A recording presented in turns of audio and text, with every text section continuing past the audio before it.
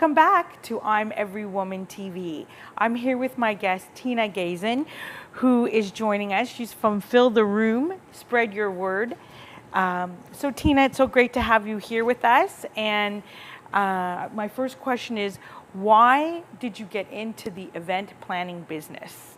Thanks, Janette. That's a great question. The reason I got into Fill the Room was I'm a life coach, and I was helping others to be a life coach and helping them through their life and their journey. And 3 of us came and sat at a table, and they said, Tina, you're not doing the right thing. You have to do Fill the Room. All of us came up with a name at the same time. It was so powerful, and my life has always been about helping others to fill their room, so it just made sense. And you chose to focus primarily on filling rooms for workshop leaders, speakers, as I know that you have your DTM. For people who don't know what DTM is, that's the highest level of a Toastmaster designation one can obtain. I only have the lesser one, but anyway, explain how, is the company geared towards mainly work functions or business people, coaches, consultants, who are trying to fill the room, or is it beyond that? Oh, it's definitely beyond that. I can do fundraisers, but it's about helping others. So if you have a passion or something that you really want to get the word out about, I'm here to help you fill the room with your target market. So that could be guests, it could be attendees. So there is a multiple need for this type of thing. Absolutely. And it seems maybe a bit odd to talk about Christmas, but in fact it's just around the corner, and I'm sure it's time for corporations to start thinking about their corporate functions. For sure. So having Christmas parties or any other kind of large gatherings, if a lot of companies want to give back and they want to host a fundraiser or some sort of large event, I can help them with getting their clients in, helping them build their bottom line, and helping them create more excitement about their business or something that they're passionate about. So Tina, there's a lot to consider when you think about planning an event. It's not just the management. Nope. It's the theme decor, the design, the functionality, the venue, and there's a lot of consideration. So I would like you to talk to me a little bit about some of the things that you have seen maybe go wrong or go right in an event, that would explain why it's always better to work with a professional like you than to sort of take this on by yourself. Great question. So in terms of when people want to promote themselves, a lot of times they don't even know how to promote themselves. They don't know how to write press releases. They don't know how to deal with the media. They don't even know how to help get more people in. They may go to the old time, like picking up the phone and cold calling. So in terms of like a realtor, you don't want to do that. You want to get a room and you want to give some value to what you're trying to get across. So by me helping them to fill the room with their target market, and I say target market because they want to have a specific niche that they're getting in, and somebody that wants to see what they have of a value. So what a lot of times we do is we do educational marketing workshops, and we will help them have free seminars or larger seminars to get more people excited about their business idea or some of the things that they're passionate about. For example, authors. Authors want to have a book launch. How do they get the launch across? May not be great at what they're doing. That's one of the things we can help to do too. So I'm going to get very specific with you. This is a specific question I wrote, and I'm going to read it because I want you to answer it, and I don't want to miss anything. So I was looking at some of the barriers that all people, not just workshop leaders, could have when it comes to creating an event. And some of the things I came up with that may hinder the event and not make it as, let's say, awesome as it should be, or not help them spread the word as well, are things like time, money, imagination, creativity, ideas, not really knowing their goals, not having a set budget or theme, not having proper organizational skills or the contacts that you sometimes need to be able to get better deals, negotiate on theme decor, venue, food, this type of thing. Not having realistic expectations. And these are all very valid points. Now my question to you is, how do you help people overcome these type of issues? Well, I think the biggest thing is there's two things. It's time and money. Time and money for everyone. They don't have the time to do it. They rather spend the time doing things that they're strong at. Their strengths are what they work the best at. And then the money, they may not have the budget, or they don't know they have the budget for it, and then they're using their budget for things that may not work for them. So it's almost like they're wasting their time and they're wasting their money. So what we do is we help them, and I have a team of people that I collaborate with that help them with their time, and we work on a budget. So we start with the budget first. We have the concept, so we're almost working backwards sometimes. What's the date that you want? What's your timeline? How many people do you want? What's your visioning? The visioning is key to anything. And a lot of times they don't know they have a vision, or what the vision is, so we help them create that awesome event, and so that they have a magical and rememberable event, which is the best part. But the part of what we do also is we just do it from the concept, and we're there for the management. So we're there every step of the way helping them.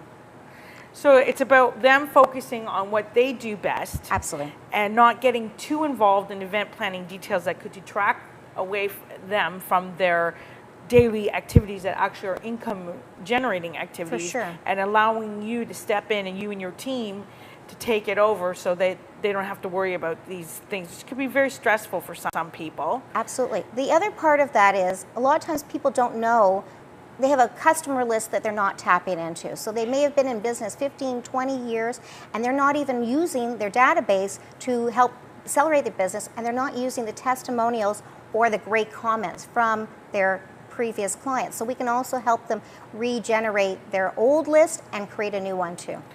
Okay, so we're into almost like Christmas season, corporate Christmas season, and a lot of corporations have stopped producing holiday parties and or making the employees pay a fair chunk to attend.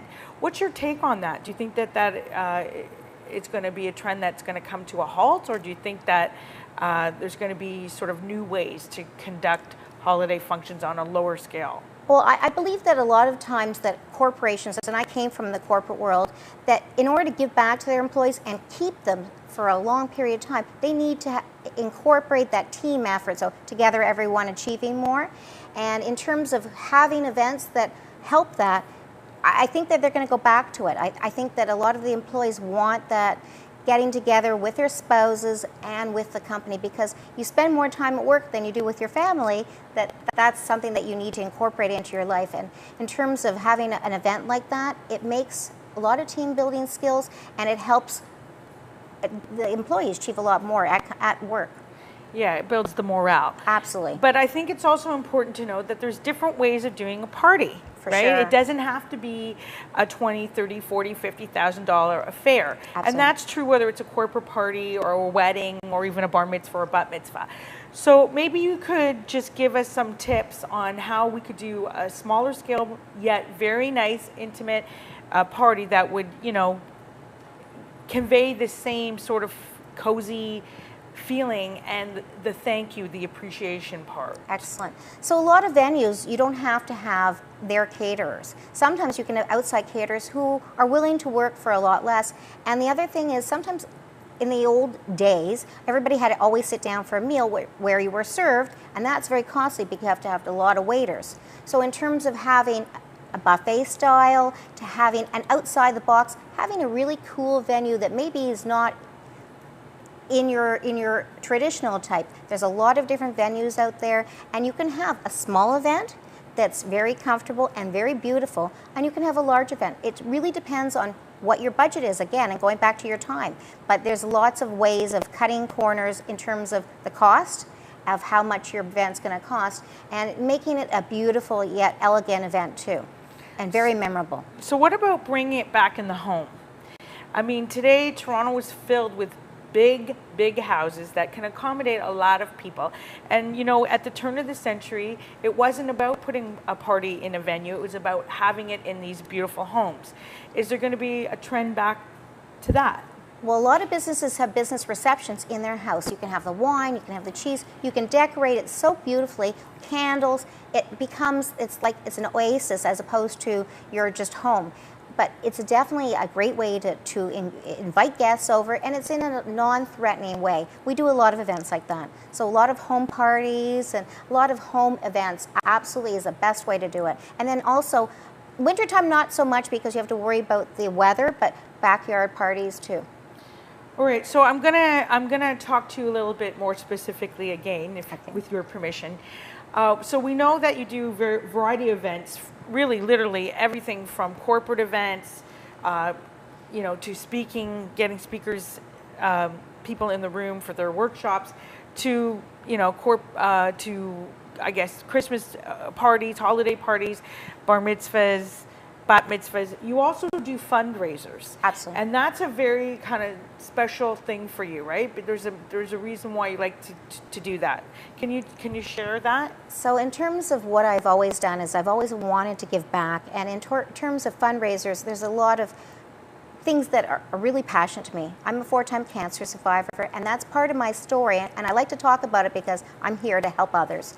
But I love to give back in terms of my community, anything I've always done. I'm also with Swim Ontario, Swim Canada, United Way, Habad. There's lots of organizations and a lot of theater events also, fundraisers. So there's a lot of opportunity and festivals that, just to help you get the word out about that and help them be more successful so they stay in business too. Right, and people don't realize that, charities are a business. Absolutely. Like any other business. They have to survive on donations. So Toastmasters is a large one for that too, by the way. Yes, it is. In fact, it's funny you should mention that.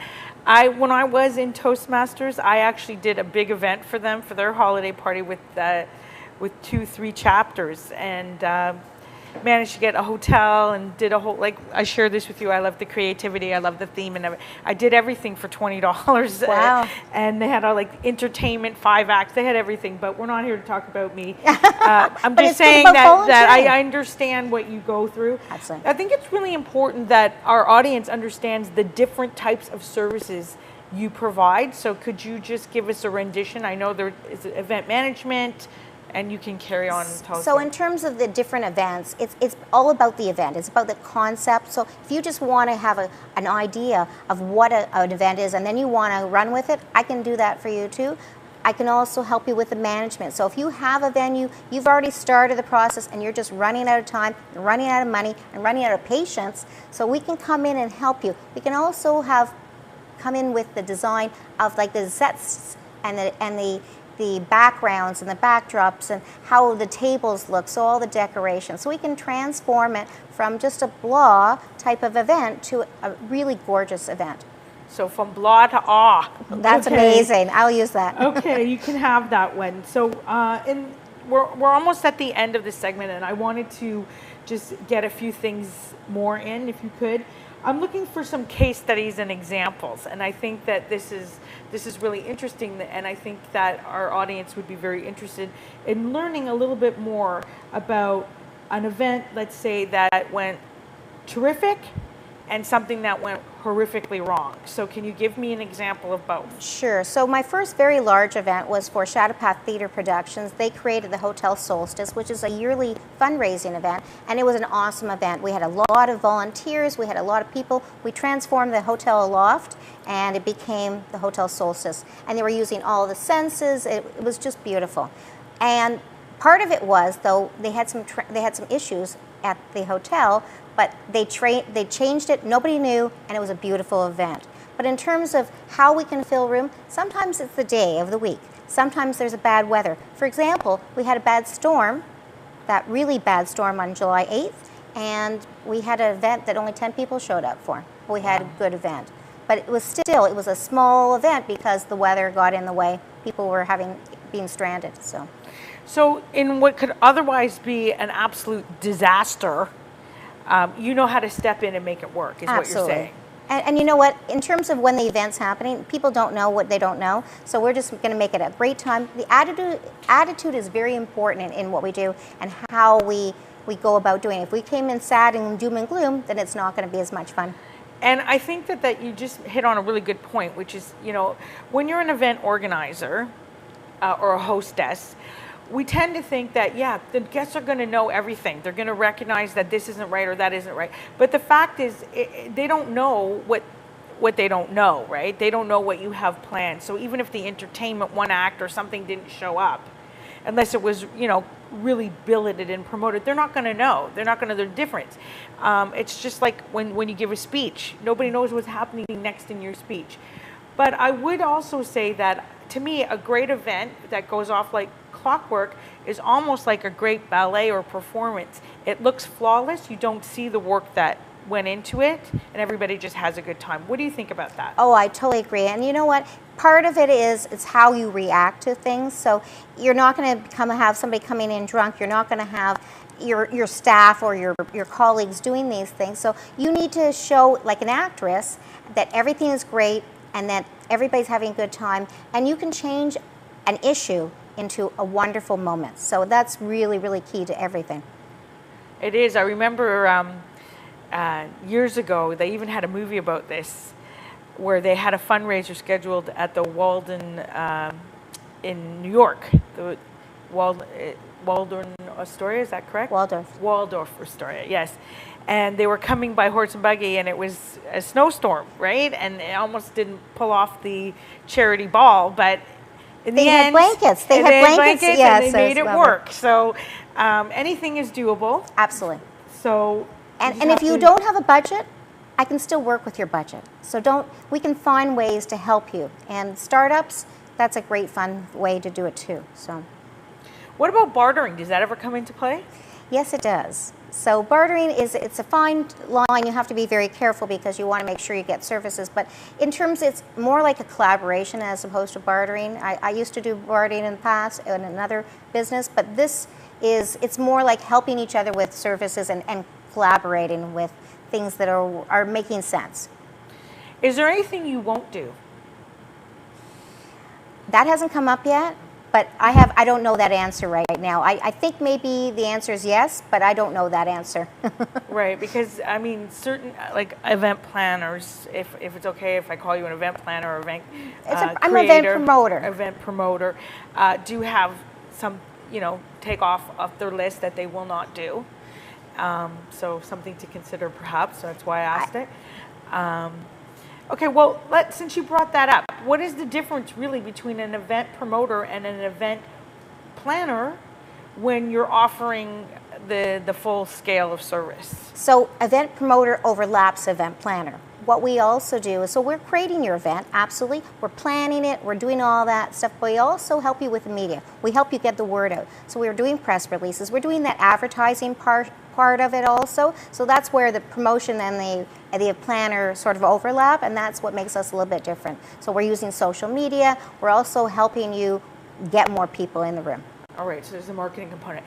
We have to wrap up. Is there anything that you want to Well, add? I have a gift for you from one of my speakers. His name is Gregory C.N. Smith. He's a Toastmaster. He wanted to give this to you. Well, thank you very much. And I have two events that are coming that I want to promo. Yes, what's coming up? So I have the energy healing one that's on the science, spirituality, empowering the self, which is October 25th to 27th. And that's in downtown Toronto. You also get credit for it. You also get credit for it with the naturopathic college. And I also have the Joy of Aging, which is another great event. Wow. That's going to be in Richmond Hill. Anybody who wants to be a sponsor or come to it, please contact me. Okay, now before we close, Tina, you have a great giveaway today for our viewers who are watching. It is 2 hours complimentary service valued at $300. And in that, you can select from event theme design, event planning, event organization, event promotion, or event management, and so much more. So the first person to email me right now at Janette, Janette, at yourmarketingmagnet.com is going to claim Tina's prize. Again, it's 2 hours complimentary service valued at $300. You can use it for event theme design, event planning, event organization, event promotion, event management, and so much more. I also want to refer to your website, which is www.filltheroom.ca. Again, www.filltheroom.ca. And Tina, how can we get in touch with you? You can call me at 416-509-2600. I'm on Facebook, Fill the Room. And anyone who likes me today will actually have an extra gift on my website. On your Facebook and Twitter and LinkedIn. Right, so you're all social media. I'm connected. Oh, right, okay, well, we would hope that from Verona. Well, it's been a pleasure having you with us today, and we're gonna take a quick break, and we'll be right back with Natasha Mitchell, 5 New Friends. If you're 40 or more, you'll want to stay with us and find out how you can have that time of your life. Thank you.